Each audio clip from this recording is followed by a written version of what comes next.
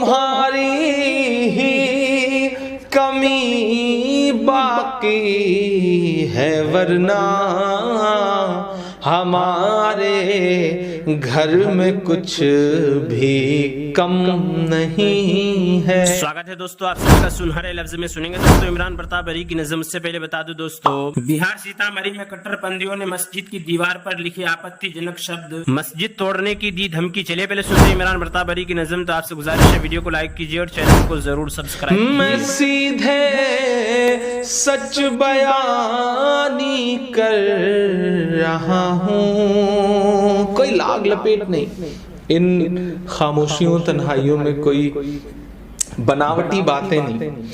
मैं सीधे सच बयानी कर रहा हूँ, मेरी बातों में पेचो खम नहीं है, मेरी बातों में पेचो खम नहीं है।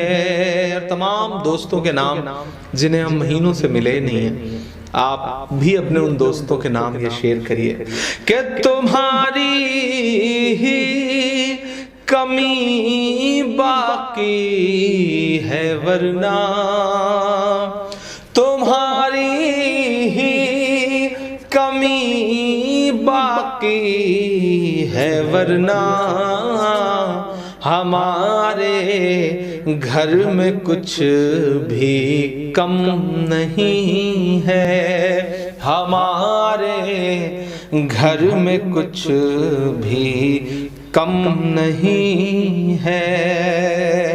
और खुदा का नाम लेकर जी रहा हूँ, खुदा का नाम लेकर जी रहा हूँ, गमों की भीड़ में भी गम नहीं है, गमों की भीड़ में भी गम नहीं है। और सफर में अब घुटन बढ़ने लगी है, महीने भर से ज्यादा का वक्त सफर में अब घुटन बढ़ने लगी है, कोई साथी कोई हमदम नहीं है, कोई साथी कोई हमदम नहीं है। इधर हम लॉकडाउन में हम लोग तन्हाइयों में वक्त गुजार रहे हैं, उधर इसी हिंदुस्तान के किसी एक सूबे में हुकूमत बन रही है, मिनिस्टरों की शपथ हो रही है। मैं एक शेर पढ़ता हूँ इस मुल्क की तरफ से उनके नाम के, यहाँ तो जान के लाले पड़े हैं, यहाँ तो जान के लाले पड़े हैं, यहाँ तो जान के लाले पड़े हैं, यहाँ दस्तार का मातम नहीं है, यहाँ दस्तार का मातम नहीं है, मगर इस दिल की लय मातम नहीं है, भले ही। नाज़रीन इमरान प्रताप बरी की नज़म सुनने के बाद आप अपनी राय में क्या कहना चाहते हैं वो नीचे कमेंट बॉक्स में जरूर बताएं। आइए दोस्तों मुंतखब हदीस से कुछ खास बातें सुनते हैं। हजरत मुआज बिन जबल रज़ियल्लाहु अन्हु रिवायत करते हैं कि रसूलुल्लाह सल्लल्लाहु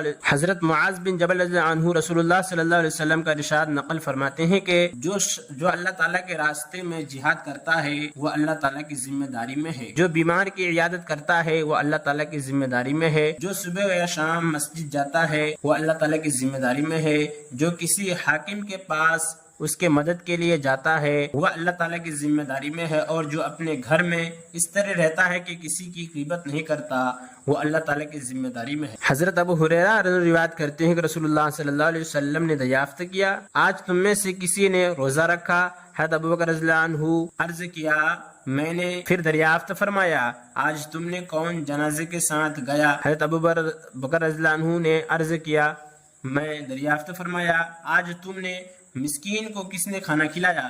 حضرت ابو بکر رضی اللہ عنہ نے عرض کیا میں نے، دریافت فرمایا آج تم نے کس نے بیمار کی عیادت کی؟ حضرت ابو بکر رضی اللہ عنہ نے عرض کیا میں نے۔ اللہ صلی اللہ علیہ وسلم نے فرمایا جس آدمی میں بھی یہ باتیں جمع ہو کہ وہ جنت میں ضرور داخل ہوگا۔ حضرت ابن عباس رضی اللہ عنہ روایت کرتے ہیں کہ رسول اللہ صلی اللہ علیہ وسلم نے ارشاد فرمایا جب کوئی مسلمان بندہ کسی مرض کی عیادت کرے اور 7 مرتبہ یہ دعا پڑھے اسأل اللہ العظیم رب العرش العظیم ان یشفیکا، میں اللہ تعالیٰ سے سوال کرتا ہوں جو بڑے ہیں عرش عظیم کے مالک ہیں وہ تم کو شفا دے تو اس کو ضرور شفا دے گی، البتہ اگر اس کی موت کا وقت آ گیا ہو تو اور بات ہے۔ حضرت ابو ہریرہ روایت کرتے ہیں کہ رسول اللہ صلی اللہ علیہ وسلم نے ارشاد فرمایا جو شخص جنازے میں حاضر ہوتا ہے اور نماز جنازہ کے پڑھے جانے تک جنازے کے ساتھ رہتا ہے تو اس کو 1 قرات ثواب ملتا ہے، اور جو شخص جنازے میں حاضر ہوتا ہے اور دفن سے فارغ تک جنازے کے ساتھ رہتا ہے تو اس کو 2 قرات کا ثواب ملتا ہے۔ رسول اللہ صلی اللہ علیہ وسلم سے دریافت کیا گیا 2 قرات کیا ہے؟ ارشاد فرمایا 2 قرات 2 بڑے پہاڑوں کے برابر ہے، ایک اور روایت میں ہے کہ 2 پہاڑوں میں سے چھوٹا احد پہاڑ کی ہے۔ حضرت عائشہ رضی اللہ عنہا روایت کرتی ہیں کہ میں رسول اللہ صلی اللہ علیہ وسلم نے، حضرت عائشہ رضی اللہ عنہا روایت کرتی ہیں کہ نبی کریم صلی اللہ علیہ وسلم نے ارشاد فرمایا جس میت پر مسلمان کی ایک بڑی جماعت نماز پڑھے جس کی تعداد 100 تک پہنچ جائے تو وہ اللہ تعالیٰ کے سے اس امت کے لیے سفارش کرے گی، یعنی مغفرت اور رحمت دعا کرے گی تو ان کی سفارش قبول ہوگی۔ حضرت ام سلمہ رضی اللہ عنہا فرماتی ہیں کہ رسول اللہ صلی اللہ علیہ وسلم حضرت ابو سلمہ کے انتقال کے بعد تشریف لائے اور ابو سلمہ رضی اللہ عنہ کی آنکھیں کھلی ہوئی تھی، آپ صلی اللہ علیہ وسلم نے ان کی آنکھیں بند فرمائی اور ارشاد فرمایا جب روح قبض کی جاتی ہے تو نگاہ جاتی ہوئی روح کو دیکھنے کی وجہ سے اوپر اٹھتی رہ جاتی ہے، اسی وجہ سے رسول اللہ صلی اللہ علیہ وسلم نے ان کی آنکھوں کو بند فرمایا۔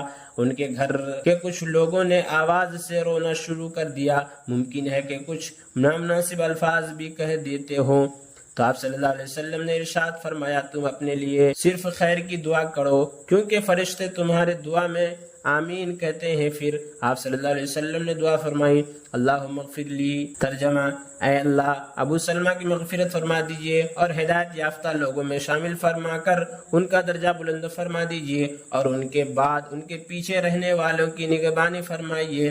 رب العالمین ہماری ان کی مغفرت فرما دیجئے، ان کی قبر کو کشادہ فرما دیجئے اور ان کی قبر کو روشن فرما دیجئے۔ جب کوئی شخص کسی دوسرے مسلمان کے لیے یہ دعا پڑھے لِأَبِي سَلَمَہ کی جگہ مرنے والے کا نام لے اور نام سے پہلے زیر والا لام لگا دے، مثلا لزید کہے۔ حضرت انس رضی اللہ عنہ روایت کرتے ہیں کہ نبی کریم صلی اللہ علیہ وسلم نے ارشاد فرمایا میں تم سے کوئی شخص اس وقت تک کامل ایمان والا نہیں ہو سکتا جب تک کہ اپنے مسلمان بھائی کے لیے وہی پسند نہ کرے جو اپنے لیے پسند کرتا ہو۔ حضرت خالد بن عبداللہ قصری رحمۃ اللہ علیہ اپنے والد سے اور وہ اپنے دادا سے نقل کرتے ہیں کہ ان سے رسول اللہ صلی اللہ علیہ وسلم نے دریافت کیا کیا تم کو جنت پسند ہے، یعنی کیا تم جنت میں جانا پسند کرتے ہو؟ میں نے عرض کیا جی ہاں۔ ارشاد فرمایا اپنے بھائی کے لیے وہی پسند کرو جو اپنے لیے پسند کرتے ہو۔ اور عمران پرتاپ گڑھی سے جڑی خبروں اور نظموں کے لیے ہمارے اس چینل کو ضرور سبسکرائب کریں۔ ملتے ہیں کسی اور ویڈیو میں سے نئی نظم اور نئی خبروں کے ساتھ، تو جب تک کے لیے دیجیے مجھے اجازت اور رکھیے اپنا خیال۔ آپ دیکھ رہے تھے سنہرے لفظ اور میں آپ کے ساتھ محمد عاقب۔ السلام علیکم ورحمۃ اللہ وبرکاتہ۔